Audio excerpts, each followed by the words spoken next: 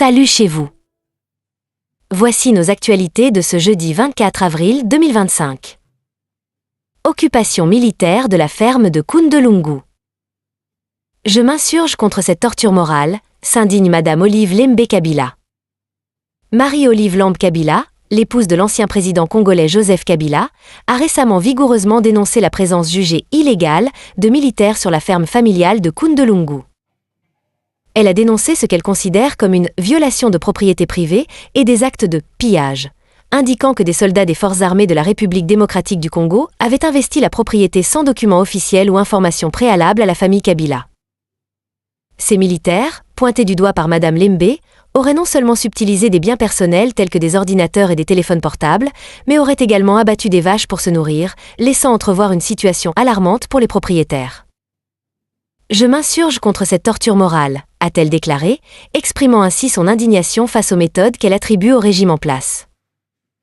Cette grave accusation survient dans un climat politique particulièrement tendu, marqué par une escalade des tensions entre l'ancien président Kabila et l'actuel chef de l'État, Félix Tshisekedi.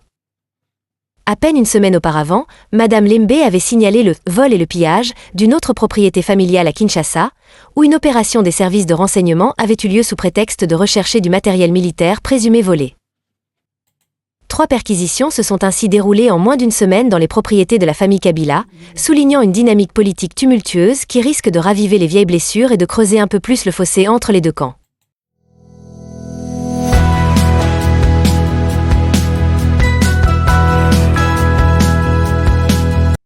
Procès Bukanga Lonzo. Probable emprisonnement de Matata Ponyo. Ses soutiens tirent la sonnette d'alarme. La salle d'audience a vibré le mercredi 23 avril 2025, alors que le procureur général a requis 20 ans de servitude pénale contre l'ancien premier ministre Matata Ponyo, l'homme d'affaires sud-africain Christophe Grobler et l'ancien gouverneur de la Banque centrale, Deogracia Mutombo. Les accusations portées sont accablantes. Des détournements de fonds dépassant les 115 millions de dollars, ainsi que divers stratagèmes financiers illégaux. Les soutiens de Matata Ponyo, dans son fief de Kindu, ont réagi avec véhémence, affirmant que la justice ne doit pas devenir un outil de persécution politique. En effet, ils mettent en garde contre les conséquences d'un emprisonnement de leur leader. Kinshasa comprendra que de telles décisions ne resteront pas sans répercussions, menace un soutien de Matata Ponyo à Kindu qui a requis l'anonymat. Le ministère public a présenté des éléments matériels et moraux pour justifier sa demande de condamnation, soulignant que seuls 34 millions de dollars des fonds alloués au projet Bukanga Lonzo ont été effectivement utilisés. En contrepartie, les partisans de Matata Ponyo ont proposé que la réelle responsabilité des fonds publics doit être partagée et qu'il est essentiel d'écouter toutes les voix impliquées dans cette affaire. La tension monte à l'approche du verdict, prévu pour le 14 mai 2025, et les soutiens insistent sur le fait que l'avenir politique de notre pays ne doit pas être façonné par des jugements fondés sur des intérêts personnels. Au cœur d'une crise institutionnelle, le destin de Matata Ponyo et de ses co-accusés est scruté de près, tandis que la nation s'interroge sur l'équilibre entre justice et politique.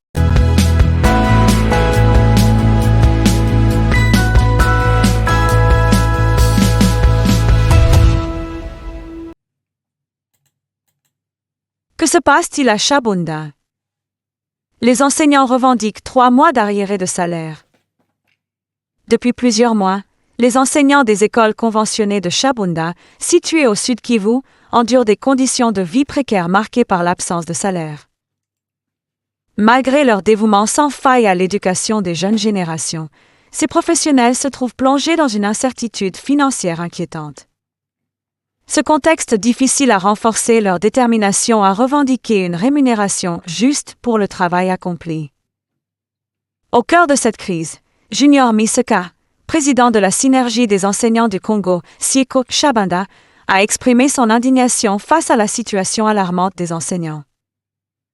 Il a souligné que le retard de paiement des salaires ne peut être justifié, surtout dans un territoire qui, jusqu'à récemment, n'était pas sous l'emprise de l'alliance du fleuve Congo M23.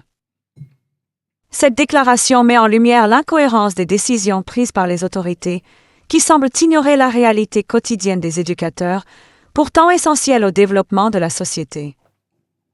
Conscients de la nécessité d'agir, les enseignants de Chabunda appellent à une mobilisation générale pour faire entendre leur voix. Dans un contexte où l'éducation est en péril, ils réclament non seulement leur droit à un salaire régulier, mais aussi une reconnaissance de leur rôle crucial dans la construction d'un avenir meilleur. Cette crise, si elle n'est pas rapidement résolue, pourrait avoir des conséquences dramatiques sur l'éducation dans toute la région, compromettant ainsi l'avenir des enfants qui représentent l'espoir d'une société pacifiée. Il est impératif que les décideurs prennent en compte ces revendications légitimes pour garantir la stabilité et la qualité de l'enseignement.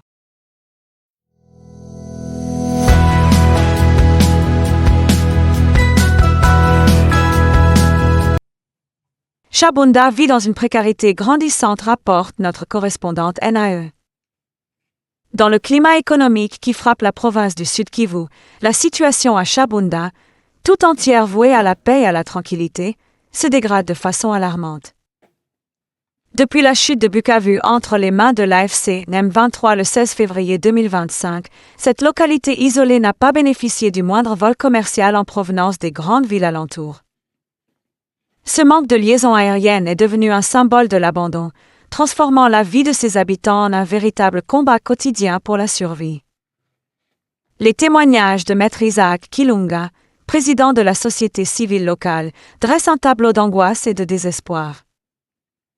Les populations de Chabunda vivent dans une précarité grandissante, confrontées à une pénurie alarmante de médicaments, de produits alimentaires de première nécessité et de services sociaux élémentaires.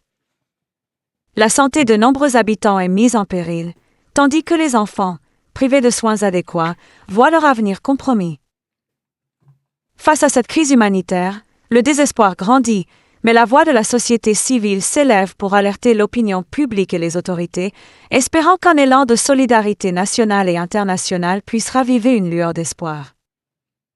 La détresse de Chabunda illustre tragiquement les conséquences d'un effondrement socio-économique qui touche toute la région. Alors que les conflits armés persistent et que les corridors humanitaires restent entravés, la population de ce territoire paisible se trouve piégée entre l'oubli et l'angoisse. Il est urgent que des solutions soient mises en place pour rétablir l'accès aux ressources fondamentales et que des efforts concertés soient déployés pour sortir cette communauté de l'isolement et de la précarité.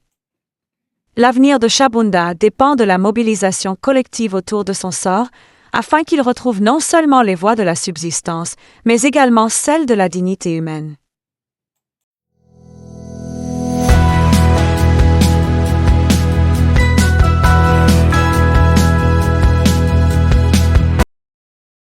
Voici notre météo de ce jeudi 24 avril 2025 par Eugide Abalaoui. Doha ensoleillé, Kinshasa pluvieux. Le jeudi 24 avril 2025 s'annonce comme une journée variée sur le plan météorologique, avec des prévisions distinctes pour Doha et plusieurs villes de l'Est de la République démocratique du Congo. Dans la capitale du Qatar, Doha, des températures élevées sont attendues, atteignant les 39 degrés Celsius en milieu de journée, avec un ciel majoritairement ensoleillé. Les habitants pourront apprécier une brise légère atténuant légèrement la chaleur, mais il est conseillé de rester hydraté et de se protéger du soleil.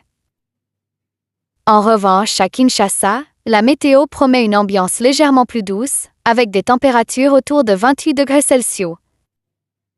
Les pluies légères pourraient se manifester, ajoutant une touche rafraîchissante à la journée. À Bukavu et à Goma, situés aux portes du parc national des Virunga, la météo sera caractérisée par des orages isolés, apportant des averses de pluie en début et fin de journée. Les températures oscillant autour de 25 degrés Celsius offriront un climat agréable malgré l'humidité croissante. À Kindu, Kisangani et Lubumbashi, la situation reste similaire, avec des orages prévus accompagnés de pluies modérées. Les températures varieront entre 27 et 30 degrés Celsius, offrant ainsi une atmosphère chaude et humide, typique de la saison. Les habitants devront également faire face aux possibles coupures d'électricité dans certaines zones en raison des intempéries. Cette journée incarne la diversité climatique du monde, où chaque région réserve son lot de surprises météorologiques. Voilà, ce sera tout pour aujourd'hui. Merci de nous avoir suivis.